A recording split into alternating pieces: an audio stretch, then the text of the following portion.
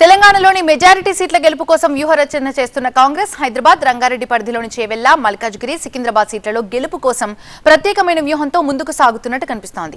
చేవెళ్ల నుంచి సునీత మహేందర్ రెడ్డిని బరిలోకి దింపాలని భావించిన కాంగ్రెస్ ఇప్పుడు ఆ స్థానం నుంచి రంజిత్ రెడ్డిని బరిలోకి దింపాలని యోచిస్తున్నట్టు సమాచారం. సునీత మహేందర్ రెడ్డిని చేవెళ్లకు బదులుగా మల్కాజ్గిరి నుంచి బరిలోకి దింపేందుకు కాంగ్రెస్ యోచిస్తున్నట్టు తెలుస్తోంది. అయితే గతంలో తాను ప్రాతినిధ్యం వహించిన మల్కాజ్గిరి సీట్ను ఎలాగైనా గెలుచుకోవాలని భావిస్తున్న రేవంత్ రెడ్డి ఈ స్థానంపై స్పెషల్ ఫోకస్ పెట్టినట్టుగా కనిపిస్తోంది.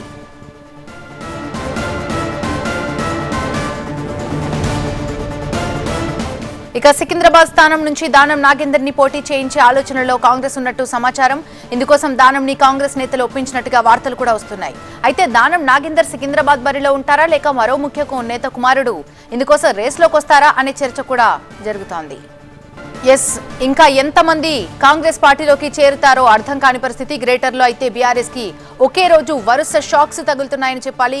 సంతానలేమి సమస్యతో బాధపడుతున్నారా? చింతించకండి. సుమారు 90,000 జంటలకు ఆనందం నింపింది ఓఎస్ఎస్ ఫర్టిలిటీ. ఈ రోజే 7825893600 కి కాల్ చేయండి. సంతానోత్పత్తి చికిత్సపై భారీ డిస్కౌంట్లు పొందండి. గుడ్ న్యూస్ చెప్పండి.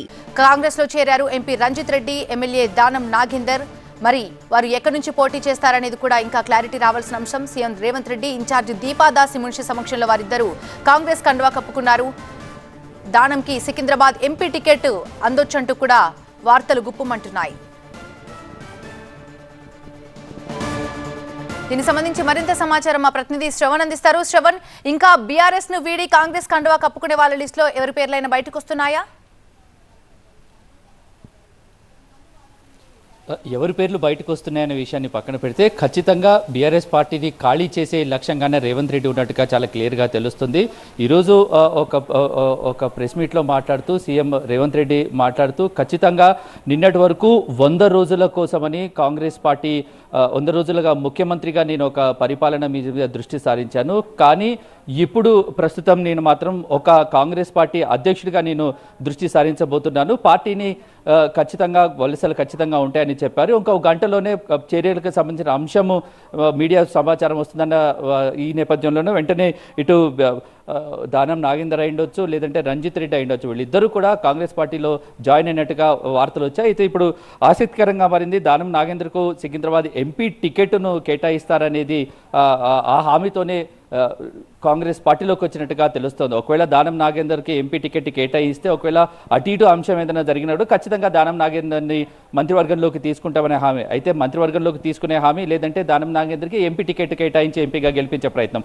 ఇప్పటివరకు కాంగ్రెస్ పార్టీ ఏదైతే అసెంబ్లీ ఎన్నికల్లో ఉందో హైదరాబాద్ చుట్టుపక్కల రంగారెడ్డిలో అయితే ఎటువంటి సీట్లను పెద్దగా గెలుచుకోలేదు. పూర్తిగా ఈ ప్రాంతంలో పూర్తిగా కాంగ్రెస్ పార్టీ కన్నా కూడా బీఆర్ఎస్ పార్టీ పట్టు సాధించింది. కాబట్టి ఇప్పుడు బీఆర్ఎస్ పార్టీని దెబ్బ కొడితే ఖచ్చితంగా ఇక్కడ ఎంపీ స్థానాన్ని గెలిస్తే కాంగ్రెస్ పార్టీ బీఆర్ఎస్ పార్టీని పూర్తిగా పక్కకు నెట్టేసిన సిచ్యువేషన్స్ ఉంటాయి. కాబట్టి రంజిత్ రెడ్డిని, దానం నాగేందర్ని ఇద్దరిని రంగంలోకి దింపింది. దానం నాగేందర్కి సికింద్రాబాద్ ఎంపీ టికెట్ కేటాయిస్తారని తెలుస్తోంది. ఇక రంజిత్ రెడ్డి విషయానికి వస్తే రంజిత్ రెడ్డిని చేవెళ్లలోని ఎంపీగా కొనసాగించి అక్కడ సునీతారెడ్డి ఎవరైతే కాంగ్రెస్ పార్టీలో జాయిన్ అయ్యారో అక్కడికి ఎంపీ టికెట్ కేటాయిస్తారనుకున్నారో దాన్ని మల్కాజ్గిరికి డైవర్ట్ చేసే అవకాశం ఉంది. ఎందుకంటే మల్కాజ్గిరి సీఎం రేవంత్ రెడ్డికి సంబంధించిన ఎంపీ స్థానం కాబట్టి చాలా పూర్తి కాన్సన్ట్రేషన్తో చాలా ఫోకస్తో ఉన్నారు సీఎం రేవంత్ రెడ్డి ఆ విషయం. కాబట్టి మల్కాజ్గిరి విషయంలో ఆచితూచి నిర్ణయం తీసుకుంటే ఇప్పటికే మల్కాజ్గిరి ఎంపీ టికెట్కి సంబంధించి సినిమా ఇండస్ట్రీకి సంబంధించిన ఆస్పిరెంట్స్ కూడా ఉన్నారు. ఇటు అల్లు అర్జున్ మామ కంచర్ల చంద్రశేఖర్ రెడ్డి, అలాగే బండ్ల గణేష్ కూడా ప్రయత్నాలు చేస్తున్నారు. ఈ నేపథ్యంలో మల్కాజ్గిరిలో సునీల్ కనుగోలు రిపోర్టు ఆధారంగా సరైన క్యాండిడేట్ లేరనే సమాచారంతోనే ఇటు రేవంత్ రెడ్డి తన రాజకీయ వ్యూహంలో భాగంగానే ఇటు దానం నాగేందర్ని, రంజిత్ రెడ్డిని పార్టీలోకి ఆహ్వానించారు. మరి పట్నం సునీత రెడ్డికి చేవెళ్ల కేటాయిస్తారా, లేదంటే మల్కాజ్గిరిని కేటాయిస్తారా, ఎటువంటి అవకాశాలు ఉంటాయనేది మాత్రం రాజకీయ వ్యూహం. సీఎం రేవంత్ రెడ్డి చెప్పినట్టుగానే నేను ఈ రోజు నుంచి ఒక రాష్ట్ర పార్టీ అధ్యక్షుడిగా రంగంలోకి దిగాను, ముఖ్యమంత్రిగా కాకుండా ఈ రోజు నుంచి పూర్తిగా పార్టీకి సంబంధించి లోక్సభ ఎన్నికలకు సంబంధించి ఎటువంటి వ్యూహాలు ఉంటాయనేది ముందు భవిష్యత్తులో మీ అందరికీ తెలుస్తుందంటూ చెప్పిన కొద్దిసేపటికొని ఇటు దానం నాగేందర్ అలాగే రంజిత్ రెడ్డి పార్టీలోకి జాయిన్ అయినట్టుగా మీడియాకు సమాచారం అందింది. ఈ నేపథ్యంలో పూర్తిగా కాంగ్రెస్ పార్టీ ఎంపీ టికెట్లను మ్యాక్సిమం ఎంపీ టికెట్లను సాధించే లక్ష్యంతో పాటుగా హైదరాబాద్ మీద చాలా స్పెషల్ ఫోకస్గా ఉంది. హైదరాబాద్లో ఉన్న ఎంపీ టికెట్లను సాధిస్తే ఇటు ఎంపీ టికెట్ల వైజ్గా కాకుండా రాష్ట్ర కాంగ్రెస్ పార్టీ కూడా బీఆర్ఎస్ పార్టీని దెబ్బకొట్టేందుకు మంచి వ్యూహంగా కనిపిస్తుంది కాబట్టి పూర్తి ఫోకస్గా ఉన్నారు.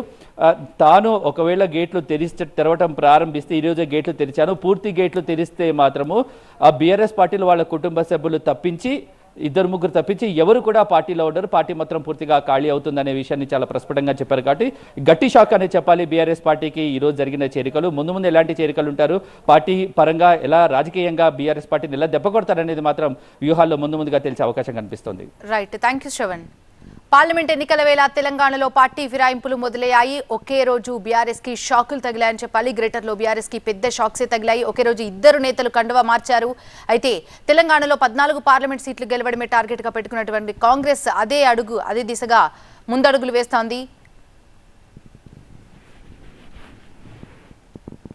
ఈ 100వ రోజు రాజకీయపరమైన నిర్ణయం తీసుకున్నాం. మీకు ఇంకా అంటే పార్టీ ప్రెసిడెంట్కి ఆల్రెడీ యాక్టివిటీ మొదలుపెట్టినా మీ దృష్టికి రానట్టుంది, ఒక గంటలో మీ దృష్టికి వస్తుంది.